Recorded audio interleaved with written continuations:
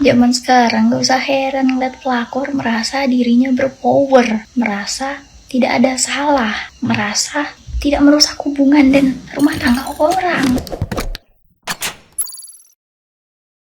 Hola netizen yang berbakti, Tenri Anissa membantah adanya tuduhan dirinya pelakor. Sebelumnya Inara Rusli, istri dari Virgon, menuding dirinya pelakor. Namun Tenri mengatakan sempat bertemu Virgon dalam kondisi berdua di sebuah kafe karena ada urusan pekerjaan. Tapi ia tidak bisa mengungkapkan secara detail apa yang dibicarakan dalam pertemuan itu. Tenri menyebutkan pertemuan itu terjadi sejak lama. Tenri juga membantah telah melakukan hubungan badan dengan Virgon. Ia memastikan hanya sebatas teman saja dengan Virgon. Sebelumnya ada kabar foto dirinya dan Virgon di sebuah mobil. Tenri menyebutkan sosok perempuan yang dimaksud adalah Widi Viera. Tenri juga membantah telah tinggal sekos bareng dengan laki-laki hingga pernah diajak ke Kalimantan oleh Virgon. Nah, gimana nih menurut netizen yang tersayang? Silakan berkomentar ya.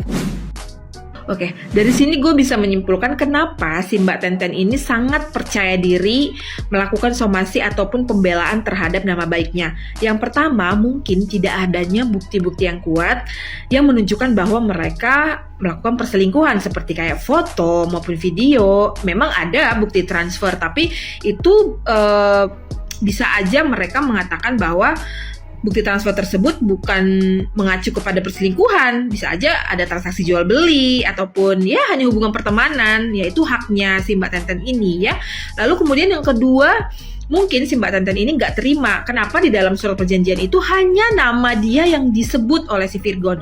Padahal kita sama-sama tahu bahwa si Virgon ini tidak selingkuh hanya dengan satu perempuan saja, tetapi ada banyak perempuan-perempuan lain yang terlibat dalam perselingkuhan si Virgon.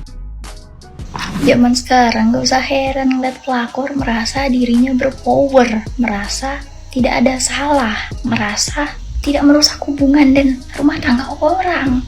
Karena apa? Dia merasa ya laki lu yang suka, ya laki lu yang suka duluan. Walaupun dia juga suka ya, tapi kan intinya laki lu yang ngedeketin nih. Jadi kenapa gue yang salah? Begitu kan pikiran-pikiran pelakor, lu ngaku lu jablay.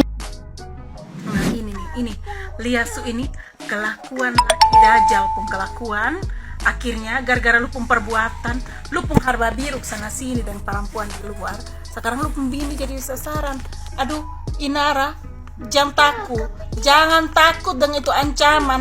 Lapor balik sayang, seharusnya lu yang lapor. Beta su pulang, beta pernah yang kayak begini ju. Lu ancam beta terus lu bilang lu mau lapor beta di polisi apa segala macam. Giliran beta garatak balik, lu menangis, ayang menangis. Jangan takut sayang, kumpul semua bukti, maju terus pantang mundur. Ingat, lu di posisi benar Inara, lu di posisi benar. Ini perempuan justru dia tahu diri, dia bayar pengacara duit dari mana dia? Memang bangke, kurang ajar nih, kurang ajar betul. Memang paling siap. Nah ini akhirnya jadi kemana-mana kan gitu. Nah gini loh para istri, para ibu-ibu, para remaja-remaja yang mau memasuki dunia baru perkawinan. Begini loh, kalau memang pasangan kita ada indikasi atau secara feeling kita memang merasa dia itu selingkuh atau punya wanita idaman lain, tolong jangan diumbar-umbar dulu, ya kan? Aibnya, terus di semua chatting ya kan, percakapan elektronik itu udah melanggar hukum ya kan, melanggar hukum men. Kalau orang yang nggak terima lu bisa dilaporin ya kan. Kenapa? Karena harkat martabat orang itu nggak boleh direndahkan ya, walaupun dia melakukan sebuah perbuatan melawan hukum. Karena ketika orang melakukan sebuah perbuatan melawan hukum itu ada proses ya kan, ada penegakan hukum, yaitu kalau kau merasa dirugikan lapor. Nah melaporkan pun juga untuk kasus perzinahan ini tidaklah mudah, pembuktiannya itu detail ya kan. Jadi bisa menjadi pasal karet, mentah lagi. Nah apalagi ini gitu loh ya kan, baru sebatas percakapan, pengiriman transfer duit gini semua. Ini apa, tapi kan sudah dibuka di muka umum, sehingga opini yang terbangun terjadi perzinahan gitu loh.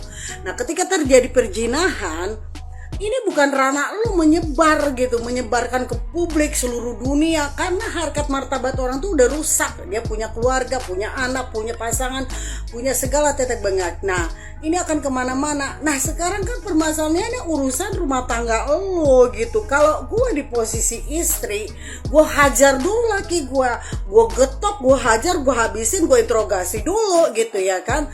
Terlepas ada penggoda, tapi laki gue juga ngeladenin, laki gue juga manipulatif. Pasti begitu dong kita pikirannya. Gue gengsi mau ngejar laki perempuannya, ya kan. Nah, kalau gue mah gampang, ya kan.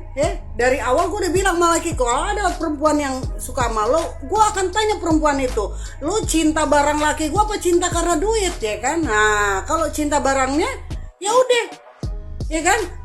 Gue telanjangin aja depan dia, nih burung lo, gitu. Kalau gue istrinya, ya gue punya anak, laki gue cuma dapat 25%, anak gue 50%, gue 50%, ya kan gitu. Jadi dia telanjang buat lo, nggak akan ada perempuan yang mau, percaya. Jadi ya guys ya sebagai istri nih, kalau pasangan kita terindikasi selingkuh, ya tahan dulu emosinya, cari tahu dulu, ya kan, buktikan dulu kebenarannya. Saya kasih tahu ya, pembuktian untuk hukum itu ada 2, ya kan, melalui 1 saksi dan 2 itu alat buktinya dalam bentuk dokumentasi, bisa percakapan, bisa chatting, bisa video. Tapi ya, alat bukti itu bukan untuk disebar-sebar ke publik. Alat bukti itu untuk dibuka ketika ada sebuah, misalnya persidangan, pelaporan kasus, atau mungkin internal meeting keluarga, ya persidangan internal keluarga. Nah, itu dibuka, bukan untuk disebarkan di publik lewat media sosial, karena itu suatu pelanggaran. Karena di dalam sebuah perbuatan, walaupun orang itu sudah melakukan perbuatan di mata kita melanggar hukum, hak martabatnya, hak azazinya harus dilindungin, ya.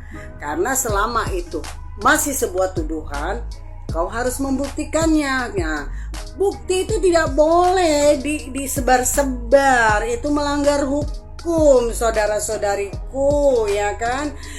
Nah, kalaupun kita melaporkan dengan pasal perzinahan, pembuktiannya ribet cuy, ya kan. Harus telanji, ya, di sebuah kamar. Ya, kalaupun ada di sebuah kamar, ya, tempat tidurnya ada 1 apa 2. Jadi jangan sembarangan main-main sama hukum, ya.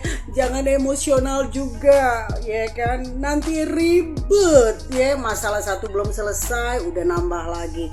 Karena ini yang dia tuduhkan kepada perempuan ini belum tentu, ya kan. Karena di mana terjadi perzinahannya? Kapan gue telanjangnya? Mana foto gue waktu berzina, ya kan? Nah, itu tuh menjadi sebuah pertimbangan. Kalau hanya sebuah percakapan transfer duit, ya kan? Nah, kan lo nggak tahu transfer duit itu untuk misalnya ada perjanjian apa, ya kan? Jadi karet cuy, mental, lo ribet, lo mau cerai. Kalau lo pinter, ya, gue kasih tahu lagi nih, perempuan masa kini, lo kalau mau pinter, ikutin saran gue, ya. Karena pada dasarnya lelaki itu akan berubah seiring berjalannya waktu perkawinan.